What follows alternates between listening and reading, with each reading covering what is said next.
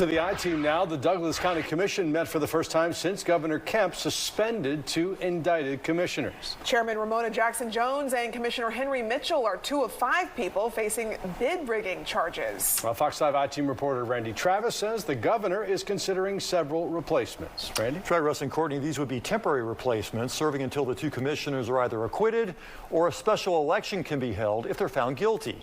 With 2 Democrats and 1 Republican left on the commission, Kemp has the opportunity to shift the balance of power if he so chooses. Good morning, citizens. With 40% of the Douglas County Commission now suspended after indictment, Vice Chair Tarenia Carthan insisted citizens will not be affected. The business of this county will continue.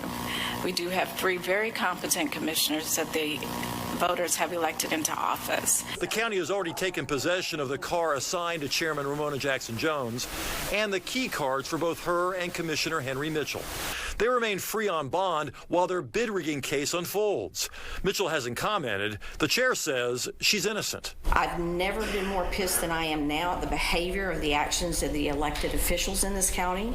Every citizen in this county should be also pissed.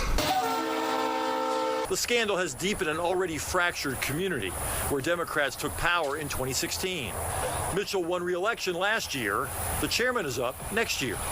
Governor Brian Kemp must now name their temporary replacements. It's certainly a political football. How does a Republican governor go about replacing 2 Democrats, potentially shifting the balance of power?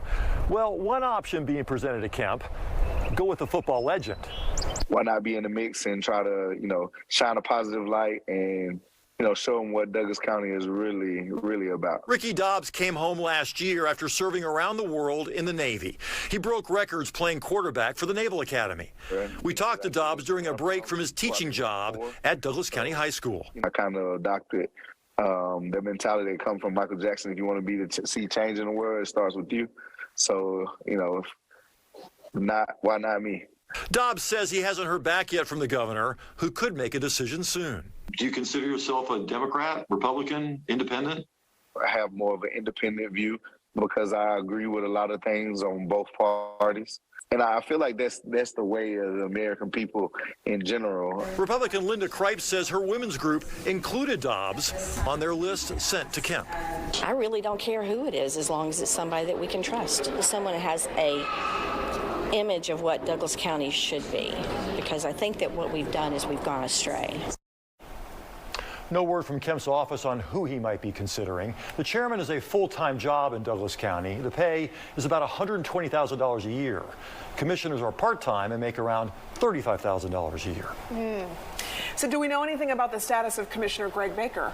Yeah, the tax commissioner was also indicted, implicated in the bid rigging scandal. But no, the governor has not made a decision yet on whether to suspend him. If he does suspend Baker, then he has to find a replacement for him as well. Oh, wow.